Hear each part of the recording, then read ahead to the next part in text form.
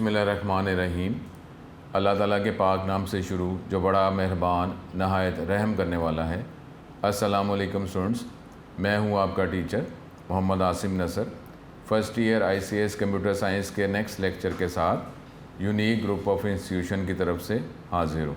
उम्मीद है स्टूडेंट आप खैरियत से होंगे और उसी तरीके से आप अल्लाह ताला की इबादत करते होंगे, नमाज़ पढ़ते होंगे, कुरान पाक पढ़ते होंगे और जो भी इल्म आपको मिल रहा है उस पर इखलास के साथ अमल करते होंगे और दुआ करते होंगे कि अल्लाह ताला हम पे हमेशा अपना करम रखे, हमेशा अल्लाह ताला अपनी पनाह में रखे, अल्लाह ताला आफ़ियत नसीब करे और हम सारी दुनिया जहान के लोगों के लिए फिर हम दुआ भी करें कि जिस तरीके से अल्लाह ने कहा है उसी तरीके से हम ये दुनिया गुजारें।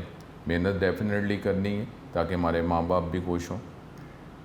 अब स्टूडेंट जो है चैप्टर नंबर 6 जो है इसके हम MCQs डिस्कस कर रहे थे।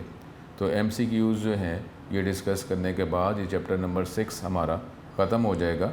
उसके बाद हम अगले चैप्टर नंबर 7 पे चले जाएंगे। तो आप अच्छे तरीके से ये पढ़ाई भी करें और अल्लाह ताला की इबादत भी करते रहें, तौबा इस्तग़फ़ार भी, इस्तिक़ामत, ईमान और ईमान पे ख़ात्मा भी तलब करते रहें। अल्लाह ताला हम पे हमेशा अपना करम रखे।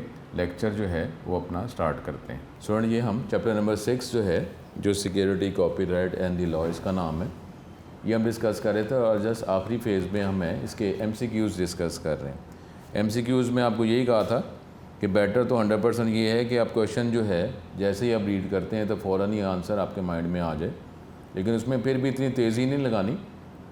अगर आपको आंसर पता चल भी आता है लेकिन फिर भी उसको क्रॉस में जो है डबल चेक ज़रूर करें ऑप्शंस के साथ कि आप जो समझते हैं वो ऑप्शन मौजूद भी है आंसर में कि नहीं। The computer misuse act was made in, ये तो एग्जैक्टली जस्ट ईयर की बात ही हो रही है, तो ये नॉलेज होगा तो एग्जैक्ट हमारा आंसर आ जाएगा कि कौन से ईयर में ये एक्ट जो है वो बनाया गया। तो सी आंसर 87 में, ठीक है। ये तो एग्जैक्ट नॉलेज होगा, इसमें तो है आईडी वाली बात तो नहीं, ये तो एग्जैक्टली आपको पता होगा फिर ही आप आंसर दे सकते हैं। Video privacy protection act was made in, कब ये बनाया गया? 78 में, 80 में, 1990 में और 88 में, तो इसका आंसर डी, ठीक है। आहिस्ता आहिस्ता ये देखें कि ईयर में जो है वो आगे इम्प्रूवमेंट होती जा रही है और बेटर से बेटर जो हैं फिर वो लॉज बन रहे हैं। Matching and privacy protection act was made in कब? 1990 में, 85 में, 89 में, तो ये देखें 88 में ये बनाया गया। अब आगे कंप्यूटर मिसयूज़ एक्ट जो हैकिंग के प्रॉब्लम को सॉल्व करने के लिए बनाया गया था, वो कब बना? 80 में, 85 में, 90 में, 92 में, तो ये 1990, क्योंकि कंप्यूटर का इस्तेमाल जो है 80s में बहुत ज़्यादा बढ़ गया था। तो जब बढ़ा तो लेकिन ये है कि फिर कंप्यूटर का जो हर सिचुएशन में हर प्रॉब्लम को सॉल्व करने के लिए कंप्यूटर इस्तेमाल करने शुरू हो गया। तो फिर अब उसमें डाटा पहले जो मैनुअल फाइल में रखा जाता था वो कंप्यूटर के अंदर मुख्तलिफ़ जगहों पे डाटा स्टोर किया जा रहा है, फिर नेटवर्क आ गया, सर्वर्स आ गए। तो अब जो डाटा जो मैनुअल फाइल में है सिर्फ उसी को सिक्योर नहीं रखना, बल्कि कंप्यूटर के अंदर या कंप्यूटर की मदद से जो भी डाटा इनपुट किया जा रहा है, प्रोसेस किया जा रहा है, आउटपुट किया जा रहा है, तो उसको भी सिक्योर करना है। और फिर अगर अनऑथराइज को एक्सेस करेगा तो ये भी इलीगल जो है वो उसका एक्शन होगा और उसको फिर सज़ा, पेनल्टी जो है वो उसको दी जाएगी। तो ये मिसयूज़ एक्ट वो हैकिंग के प्रॉब्लम को सॉल्व करने के लिए बनाया गया। तो ये 1990 में। The private right to use a creative work और allow someone else to do so is called, कि जो भी पर्सन बनाता है ये उसके राइट्स हैं कि उसकी इजाज़त के बगैर जो है उसका जो क्रिएटिव वर्क है, जो उसने बड़ी मेहनत से सोच समझ के ये बनाया है, तो उसको क्या कहते हैं? Copyright act, software licence, backup और कम्युनिकेशन। तो ये कॉपीराइट यही है कि जिस देखें इंटेलेक्चुअल राइट है ना, उसने एक मेहनत की है। अब चाहे वो उसने को फिज़िकली कोई ऑब्जेक्ट बनाया है या कंप्यूटर के अंदर ही उसने कोई नोट्स, इंफॉर्मेशन जो है वो क्रिएट की है, बनाई है, बुक बनाई है, तो ये भी कॉपीराइट ही है कि इजाज़त के बगैर उसको यूज़ नहीं किया जा सकता, कॉपी नहीं किया जा सकता, ताकि उसकी जो मेहनत है उसका उसको रिवॉर्ड मिलता रहे। तो ये A option copyright. Making illegal copies of copyrighted software, लेकिन अगर इलीगली ये जो कॉपीराइट है कि जी इजाज़त के बगैर आप सॉफ्टवेयर यूज़ नहीं कर सकते, कॉपी नहीं कर सकते, शेयर नहीं कर सकते, तो उसकी अगर इलीगल कॉपीज़ बनाई जाएंगी तो उसको क्या कहा जाता है? कॉपीराइट, एंटीवायरस, पायरेसी और बैकअप। तो ये सी ऑप्शन पायरेसी, कि जी इजाज़त के बगैर ही उसकी कॉपी बनाई जा रही, तो ये एक इलीगल जो है वो एक्ट होगा, तो सज़ा पेनल्टी जो है वो दी जाएगी। Special program that can find and remove viruses, वो प्रोग्राम सॉफ्टवेयर जो वायरस को डिटेक्ट भी करता है और उसको रिमूव भी करता है। तो ये तो मेरा ख्याल है क्वेश्चन जो है रीड करके ही आपको इसका आंसर पता चल गया होगा। तो उसको क्या कहते हैं? वैक्सीन, एंटीवायरस, शेयरवेयर या वॉर्म। तो इसका जवाब है बी, एंटीवायरस।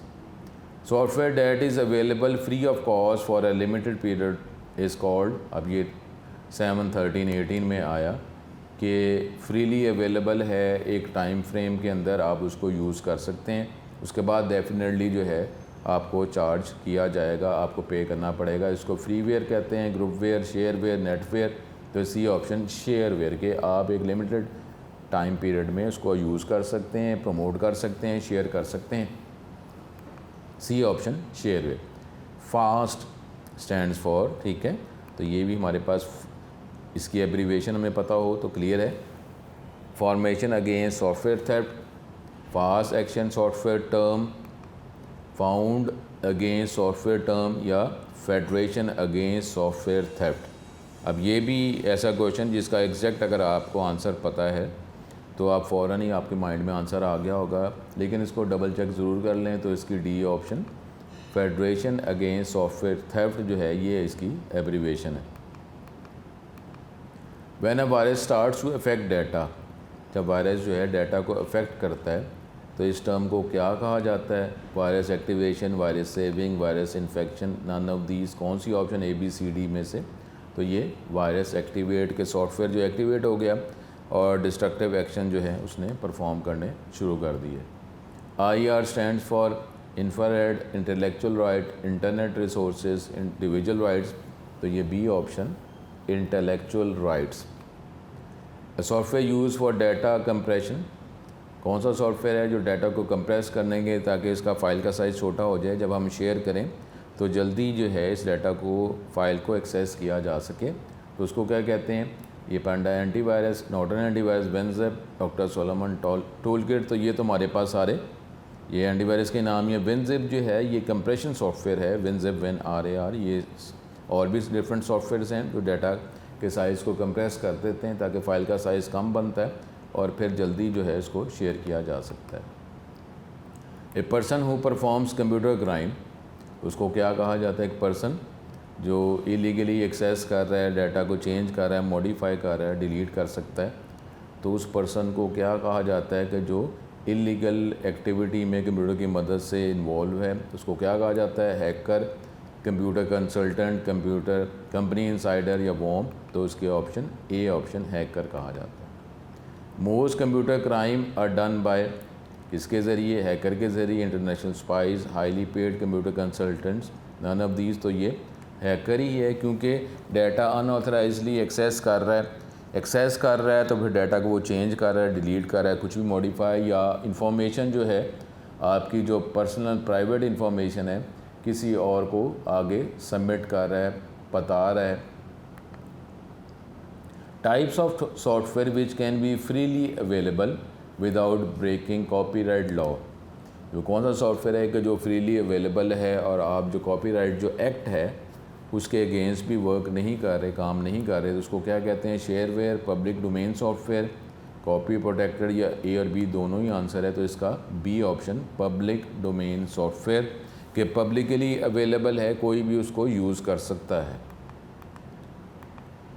इन्फॉर्मेशन, अब ये क्या है? इसके लिए तो आंसर ही देखने पड़ेंगे। Option is a marketable commodity, can be stolen, should be free, या ऑल ऑफ अबव। तो इसकी ऑप्शन डी कि डेफिनेटली इन्फॉर्मेशन जो है एक फ्री है, लेकिन अब जो बुक्स आप पढ़ते हैं, ऑनलाइन बुक्स पढ़ रहे हैं, तो डेफिनेटली इसके भी आपको पे करना पड़ता है, चार्जेस हैं। और डेफिनेटली इन्फॉर्मेशन जो है वो भी, जिस तरह अभी हम हैकिंग की बात कर रहे थे, उसको जो है वो गेट भी किया जा सकता है अनऑथराइजली। और वैसे तो जाहिर है कि ये फ्री ऑफ कॉस्ट ही होनी चाहिए। तो ऑल ऑफ अबव, ये सारी तीनों ऑप्शन जो है ए बी सी ये इसका आंसर है। Another name for free software 2011 में आया, इसको क्या कहा जाता है? Encrypted software, copy protected software, public domain software या शेयरवेयर। तो सी ऑप्शन ये हमने बात की, ज़रा सी वर्डिंग चेंज के साथ ये बोर्ड में क्वेश्चन आया हुआ। Following is the name of antivirus, तो ज़ाहिर है अब ये ऑप्शन देखनी पड़ेगी कि 4 ऑप्शन में से कौन सा एंटीवायरस का नाम है। वैक्सीन, वॉर्म, ट्रोजन हॉर्स और बायोमेट्रिक, कौन सा नाम है एंटीवायरस का? तो ये हमारे पास ए जो है ये एंटीवायरस का नाम है, बाकी तो ये वायरसेस की बात है। और बायोमेट्रिक ये तो बायोलॉजिकल मेथड ऑफ आइडेंटिफिकेशन को कहा जाता है। Security protection for personal computers, के जी पर्सनल कंप्यूटर्स को प्रोटेक्ट किया जा सके तो उसमें क्या क्या शामिल है? 2008 में इंटरनल कंपोनेंट्स के ज़रिए इसको प्रोटेक्ट किया जा सकता है, लॉक्स एंड केबल्स के ज़रिए प्रोटेक्ट किया जा सकता है, सॉफ्टवेयर के ज़रिए प्रोटेक्ट किया जा सकता है, या ऑल ऑफ दीज। तो इसका आंसर ऑल ऑफ दीज, किसी भी मेथड से जो है, सारे मेथड्स भी रिक्वायर हो सकते हैं, सारे मेथड भी यूटिलाइज़ किए जा सकते हैं पर्सनल डाटा को प्रोटेक्ट करने के लिए, चाहे उसको फिज़िकली प्रोटेक्ट करना है, चाहे इसके अंदर जो डाटा है उसको प्रोटेक्ट करना है। तो D option all of these इसका आंसर है। फिर हमारे पास सीक्रेट वर्ड, मैंने आपको कहा है कि कुछ सालों से कुछ आपके जो डेफिनेशंस हैं वो भी एमसीक्यू में आ रही हैं। तो सीक्रेट वर्ड और number typed on a keyboard to use a computer system, उसको क्या कहा जाता है? तो उसको कहा जाता है क्या? Password, biometric, data protection password या प्राइवेट वर्ड। तो ये आपको पता चल गया होगा कि ये तो पासवर्ड की डेफिनेशन ही है, तो सी ऑप्शन इसका सही आंसर है। Which is the most common computer crime, ये भी हमें ऑप्शंस ही देखनी पड़ेंगी। तो वो है illegal transfer of bank amount, ये कॉमनली जो है ये क्राइम कमिट किया जा रहा है, या unauthorize access to personal data, या सेंडिंग अननेसेसरी मेल्स, या software piracy.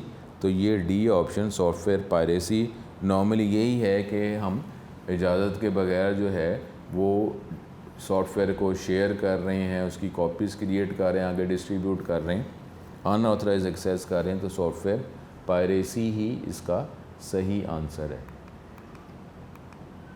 Which is the most common computer crime of these, इसमें से क्या है? एक्सटॉर्शन ऑफ बैंक फंड्स, कि जो बैंक फंड्स हैं उसको एक्सेस किया जाए, उसको डिस्टर्ब कर दिया जाए, वैल्यू जो है वो पास ऑन की जाए। डेटाबेस सबोटाइज, कि जी डेटाबेस जो है जिसके ज़रिए डाटा को मैनिपुलेट किया जा रहा है तो उसको आप डिस्टर्ब कर रहे हैं। या सेंडिंग स्पैम मेल्स, बल्क में स्पैम मेल्स, या software piracy.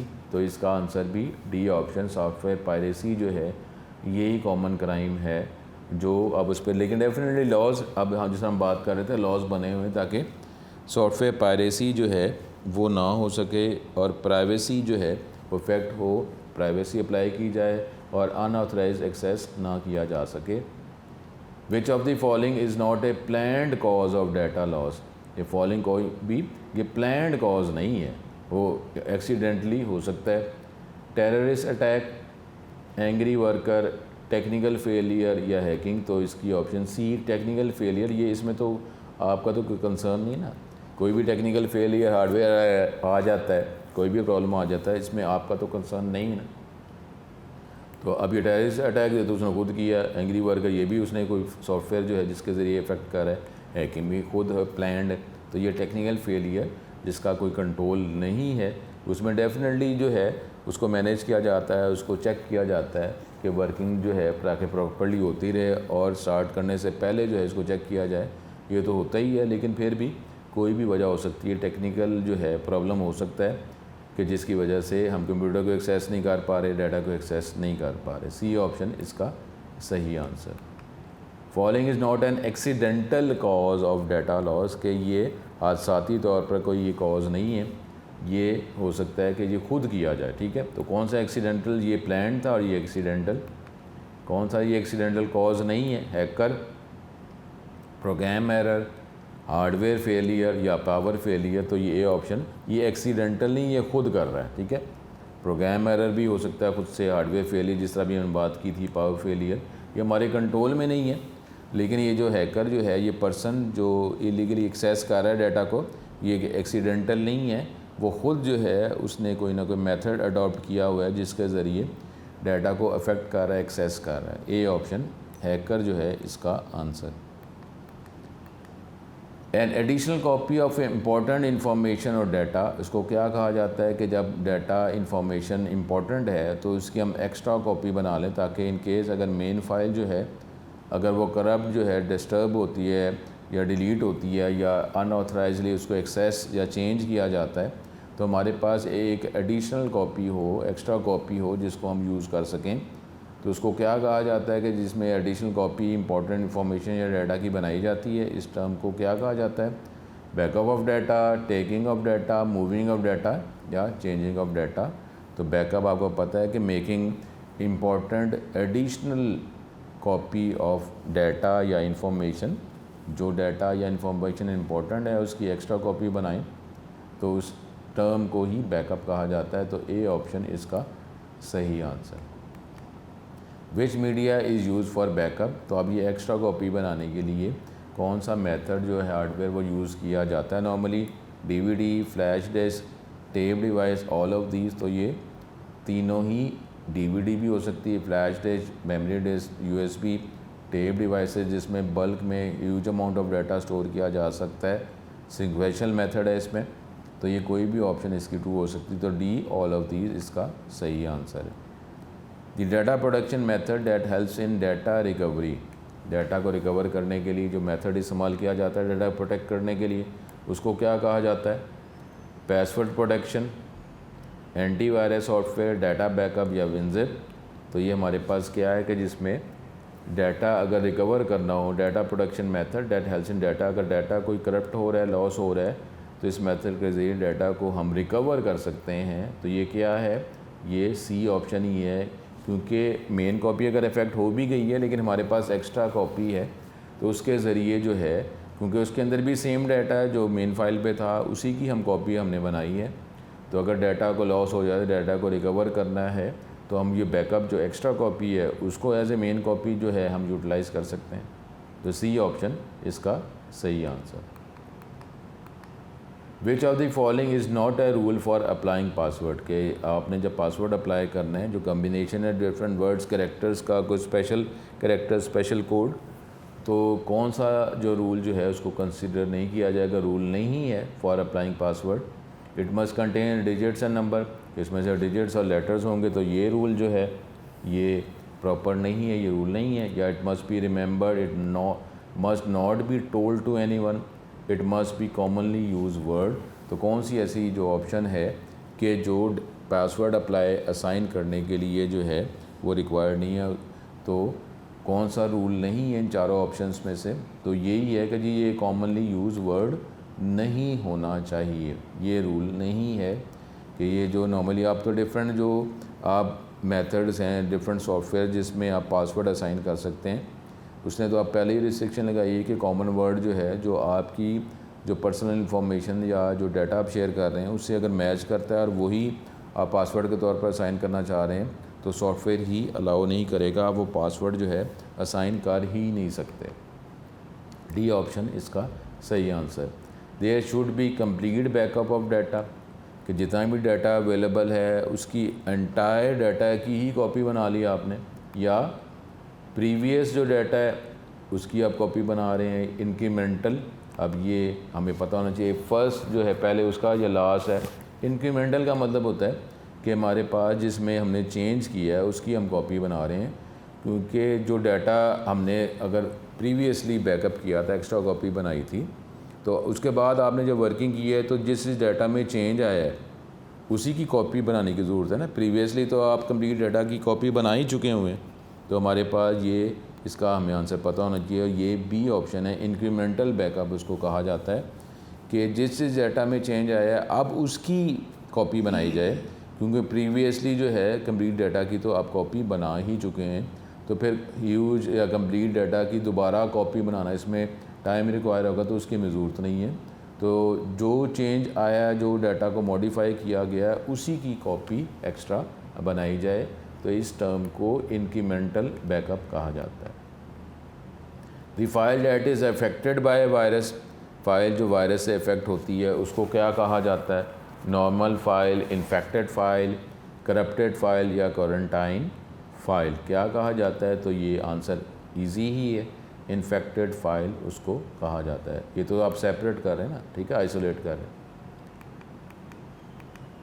A program that affects the normal working of the computer, एक सॉफ्टवेयर प्रोग्राम जो कंप्यूटर की नॉर्मल वर्किंग जो रिक्वायर होती है ताकि कंप्यूटर जो है वो हमारी वैलिड कमांड जो है वो गेट कर सके और फिर उसके कमांड के अकॉर्डिंगली एक्शन परफॉर्म करे कि कंप्यूटर जो है नॉर्मली जिस तरीके से स्मूथली वर्क करता है उस तरह काम करता रहे। तो एक प्रोग्राम जो कंप्यूटर की नॉर्मल वर्किंग को अफेक्ट करता है, कर सकता है, उस प्रोग्राम को क्या कहा जाता है? बैक्टीरिया, फर्मवेयर, वायरस और फर्मवेयर, ठीक है। तो ये इसमें हमारे पास सी ऑप्शन वायरस इसका सही answer. Following is not a cause of computer virus, different causes का जो टॉपिक हमने पढ़ा था जिसकी मदद से वायरस जो है वो अफेक्ट करता है वर्किंग को या स्प्रेड होता है, मॉडिफाई करता है, चेंज कर सकता है। तो कौन सा जो फॉलोइंग जो है वो कंप्यूटर वायरस को स्प्रेड करने की वजह नहीं है? क्या इंटरनेट इसकी वजह है या नहीं है? पर्सन इसकी वजह है? फ्लॉपी डिस्क जो है उसकी वजह है? Pirated CD? तो ये वायरस जो है ये एक डिस्ट्रक्टिव प्रोग्राम है, ये कोई बायोलॉजिकल वायरस नहीं है कि किसी पर्सन की बायोलॉजिकली जो है वो फिज़िकली पर्सन की वजह से जो वायरस नहीं फैलता। तो ये बी ऑप्शन इसका सही आंसर है। बाकी तो इंटरनेट या नेटवर्क के ज़रिए फैल सकता है, किसी भी वो जो हम रिमूवेबल स्टोरेज मीडिया की बात करते हैं उसके ज़रिए डाटा जो है अफेक्ट हो सकता है, वायरस अफेक्ट कर सकता है। पायरेटेड सीडी जिसमें ऑलरेडी पहले ही आपने लाइसेंस नहीं लिया तो उसके ज़रिए जो है वायरस फैल सकता है। बी ऑप्शन इसका सही आंसर पर्सन।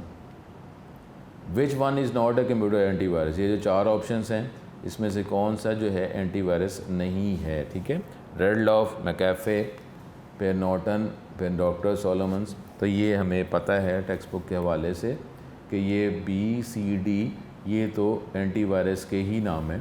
ये रेडलॉफ जो है ये तो वायरस का नाम है। तो ये ए ऑप्शन जो है इसका सही आंसर होगा।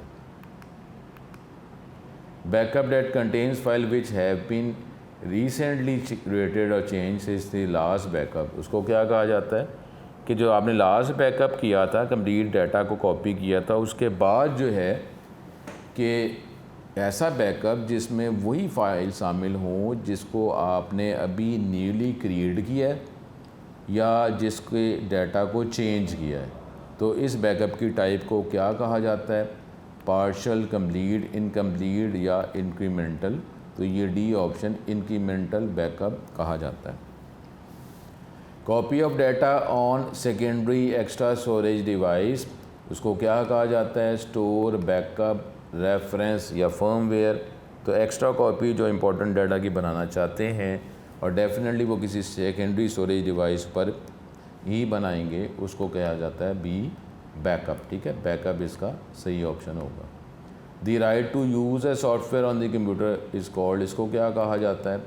Allow, copyright, permission, licence. तो ये डी ऑप्शन लाइसेंस, क्योंकि ये लाइसेंस के आपके पास राइट मिल गया, अब आप जो है वो लीगल इसके यूज़र हैं, आप इसको एक्सेस कर सकते हैं, यूज़ कर सकते हैं, क्योंकि पास अब कंपनी की मदद है जिसने सॉफ्टवेयर बनाया है, ये आपको अथॉरिटी मिल गई है कि आप इस सॉफ्टवेयर को यूज़ कर सकते हैं। अगर वो जो भी टाइम फ्रेम है उसके अकॉर्डिंग, क्योंकि नॉर्मली लाइसेंस जो है उसको अपडेट भी किया जाता है, रिन्यू भी किया जाता है। तो अब ये आपके पास जो है राइट्स मिल के कंपनी की तरफ से कि आप इस सॉफ्टवेयर को यूज़ कर सकते हैं, तो उसको लाइसेंस कहा जाता है। तो लाइसेंस जो है उसको हमें आपको पता है कि रिन्यू भी कराना होता है। To protect from virus one should not connect to the internet, अगर वायरस से आपको बचाना है, डाटा को बचाना है, तो फिर हम one should not connect to the internet, internet से कनेक्ट नहीं होगा, उसको इंटरनेट यूज़ नहीं करना चाहिए। अगर एन एंटीवायरस सॉफ्टवेयर अगर वो मौजूद ना हो, ISP is well known, the operating system is Solaris, the operating system is Unix. तो इसमें कौन सी ऑप्शन है कि अगर वायरस से बचना है तो अगर ये ऑप्शन मौजूद हो तो फिर उस टाइम आपको इंटरनेट यूज़ नहीं करना। तो हमारे पास ए ऑप्शन कि जब एंटीवायरस मौजूद नहीं है तो फिर टेक्निकली आपको इंटरनेट यूज़ नहीं करना, क्योंकि वायरस जो है उसकी मुख्तलिफ़ कॉजेज़ के अंदर जो नेटवर्क या इंटरनेट जो है वो भी इसकी कॉज है। एंटीवायरस होगा तो वो एंटीवायरस अलर्ट कर देगा, वायरस जो है उसको आने नहीं देगा आपकी कंप्यूटर मेमोरी में या उसको स्प्रेड और वर्क नहीं करने देगा। डिस्ट्रक्टिव एक्शन जो है वो हो सकता है फिर उसे वो परफॉर्म ना करने दे। The software that is available free of cost, उसको क्या कहा जाता है? शेयरवेयर, फर्मवेयर, फ्रीवेयर या कॉपीराइट। तो ये सी ऑप्शन फ्रीवेयर है, ठीक है, आप उसको फ्रीली यूज़ कर सकते हैं। आपको कोई पैसे जो है कॉस्ट जो है वो आपको रिक्वायर्ड नहीं है, कॉस्ट पे नहीं करनी पड़ेगी। Which of the following statement is valid about virus, कि कौन सी ये स्टेटमेंट्स हैं उसमें से कौन सी स्टेटमेंट वैलिड है वायरस के मुतालिक। वो क्या जी? Virus can delete all data, सारे डाटा को डिलीट कर देता है। Virus is a type of hardware, या हार्डवेयर की टाइप है। Virus can spread through air, हवा के ज़रिए फैल जाता है virus. Computer virus can also affect computer users. तो कौन सा जो है ये वैलिड स्टेटमेंट है कि क्या A option virus can delete all data, ठीक है। बाकी ये हार्डवेयर की टाइप नहीं और ये हवा के ज़रिए नहीं फैलता, और ये नहीं कि जो यूज़र जो कंप्यूटर यूज़र इस्तेमाल कर रहे हैं वायरस ने उसको ही इफेक्ट करना शुरू कर दिया बायोलॉजिकली, फ़िज़िकली, तो ऐसा मुमकिन नहीं है। तो ये ए ऑप्शन जो है वही इसका सही आंसर है। फिर आगे, a program that performs as useful task, वो यूजफुल टास्क परफॉर्म कर ही रहा है लेकिन but also carries out destructive actions. Destructive task जो है नुकसानदेह जो है वो भी एक्शन ये इसकी वजह से हो सकता है। उस प्रोग्राम को क्या कहा जाता है? Boot sector, worm, Trojan horse और लॉजिक बॉम्ब। तो ये हमें पता है, ये वायरस की टाइप्स हैं। उसमें जो सी ऑप्शन ट्रोजन हॉर्स के आप जो है इलीगल एक्शन ही परफॉर्म कर रहे हैं, सपोज को गेम सॉफ्टवेयर चला रहे हैं लेकिन उसके बैकग्राउंड में अगर वायरस है तो आप गेम प्ले करते जा रहे हैं और वायरस जो है वो आपके कंप्यूटर को, वर्किंग को, डाटा को इफ़ेक्ट कर रहा है। तो सी ऑप्शन इसका सही आंसर। ट्रोजन हॉर्स क्या है? 13 में आया, ये एंटीवायरस है, वायरस है, सॉफ्टवेयर है या हार्डवेयर है?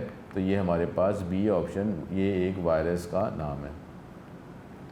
द एग्जाम्पल ऑफ एंटीवायरस क्या है जी?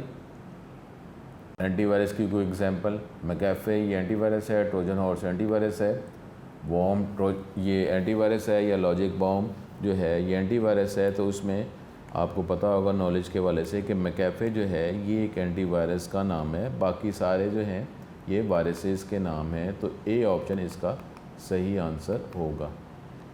अब अगला, who is responsible for security of online data? कौन रिस्पॉन्सिबल है कि जब आप नेटवर्क को, इंटरनेट को यूज़ करते हैं और नेटवर्क के ज़रिए डाटा को एक्सेस कर रहे होते हैं, तो कौन रिस्पॉन्सिबल है for the security of that online data?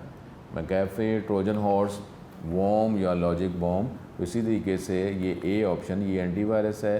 तो ये अगर हो तो फिर ऑनलाइन जब हम डाटा को एक्सेस कर रहे हैं तो ये सिक्योरिटी प्रोवाइड कर सकता है, डाटा सिक्योर हो सकता है। अनदर नेम फॉर एंटीवायरस क्या है? 18 में आया, उसको क्या कहा जाता है? वैक्सीन, वॉर्म, ट्रोजन हॉर्स या DES, ठीक है।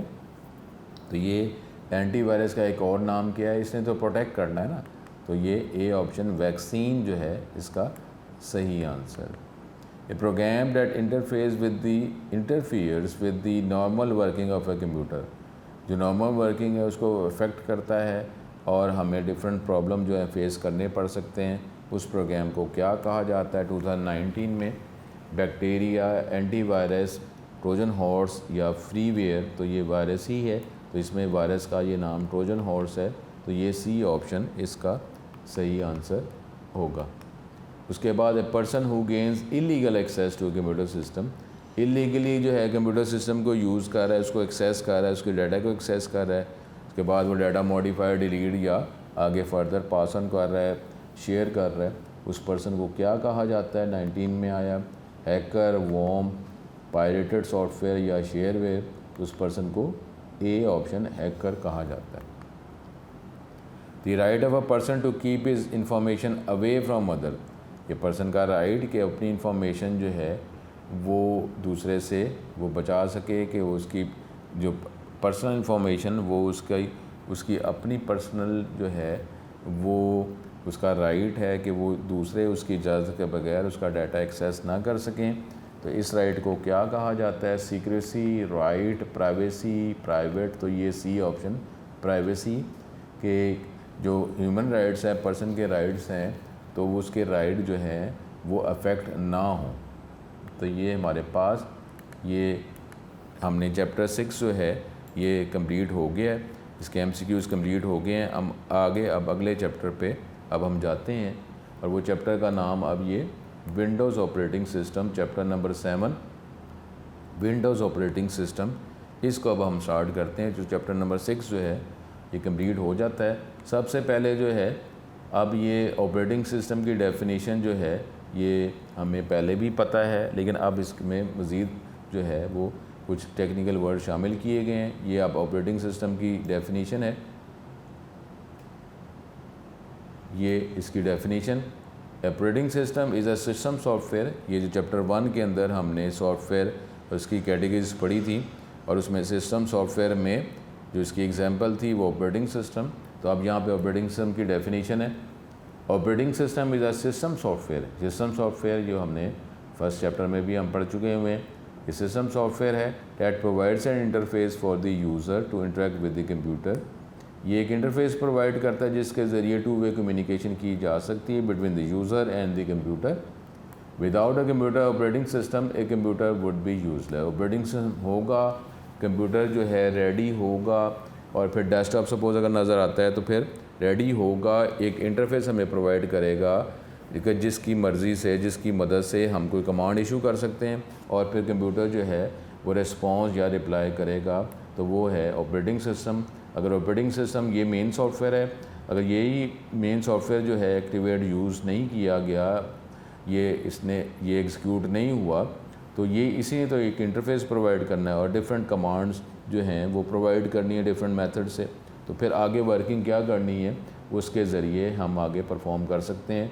तो ऑपरेटिंग सिस्टम ही हमारा मेन सॉफ्टवेयर है, इसके बगैर तो कंप्यूटर का कोई फ़ायदा नहीं, यूजलेस ही है। The purpose of an operating system is to organise and control hardware.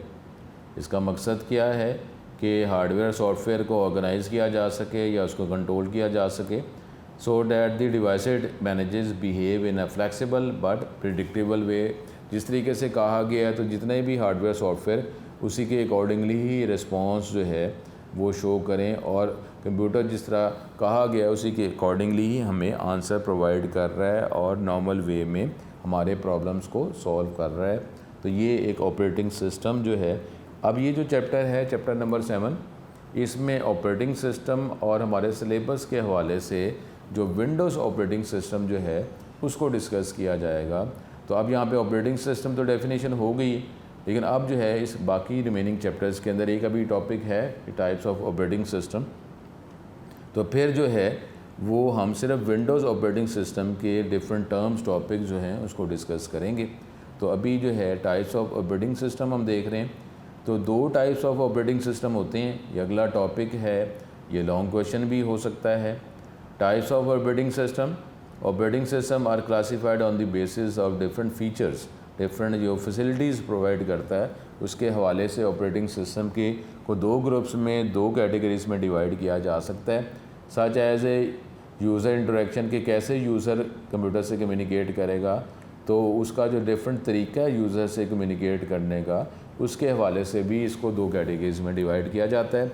How many task they can perform at a time. एक वक्त में कितने काम जो है वो कंप्यूटर के ज़रिए किए जा सकते हैं, इसकी बुनियाद पर भी 2 कैटेगरीज की जा सकती हैं। And how many processors they can supported. और ऑपरेटिंग सिस्टम जो है कितने प्रोसेसर्स को सपोर्ट करता है कि बैकग्राउंड में कितने प्रोसेसर जो हैं एक ही वक्त में जो है हमारे प्रॉब्लम को सॉल्व करने के लिए उनको इस्तेमाल किया जा सकता है। इसकी बुनियाद पर भी ऑपरेटिंग सिस्टम की 2 कैटेगरीज़ हैं जिसमें इसको डिवाइड किया जाता है। एक है GUI graphical user interface operating system और एक है कमांड लाइन ऑपरेटिंग सिस्टम। ठीक है। अब नॉर्मली जो भी एनवायरनमेंट हम इंटरफेस यूज़ करते हैं वो GUI ही होता है।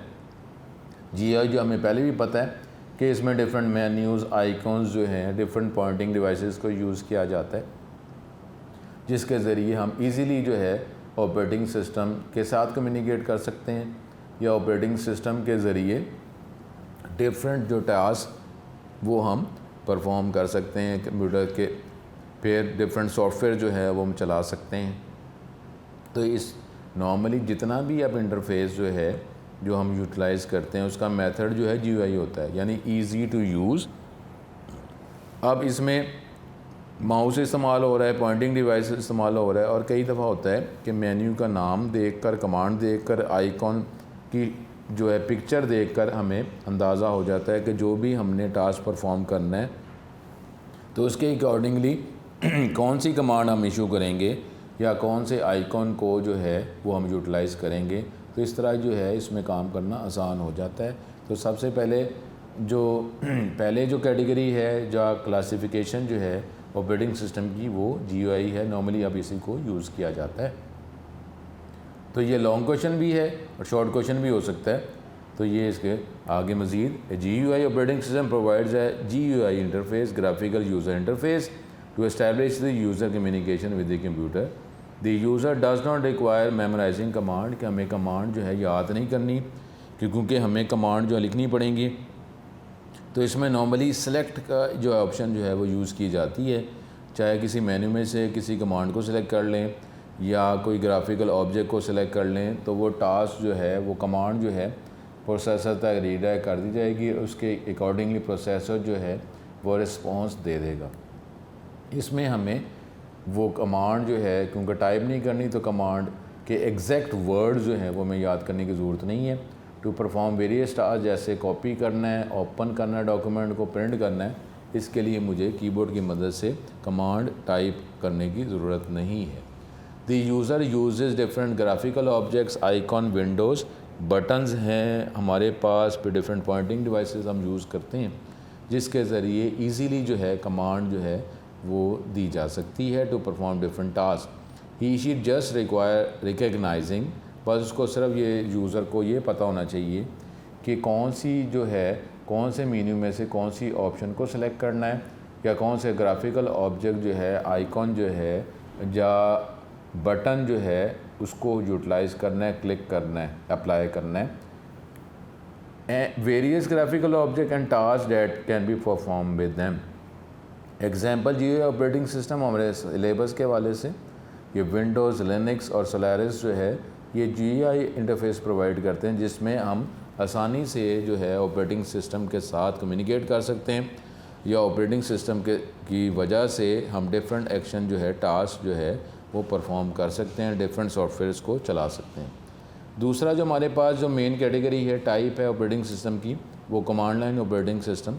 कमांड लाइन का मतलब ये है कि हमें कीबोर्ड की मदद से कमांड इशू करेंगे, और फिर वो कमांड को जो है वो प्रोसेसर रिकग्नाइज़ करने के बाद जो है वो हमें रिप्लाई रिस्पॉन्स करेगा। तो कमांड लाइन ऑपरेटिंग सिस्टम, एक command line operating system provides a command prompt. एक डेफिनेटली कोई हमें एक जगह तो प्रोवाइड करेगा ना, जहाँ पर जब हम टाइपिंग करेंगे तो हमें पता चलेगा कि टाइपिंग कहाँ की जा रही है, और वो मेरी कमांड ख़त्म हो गई है।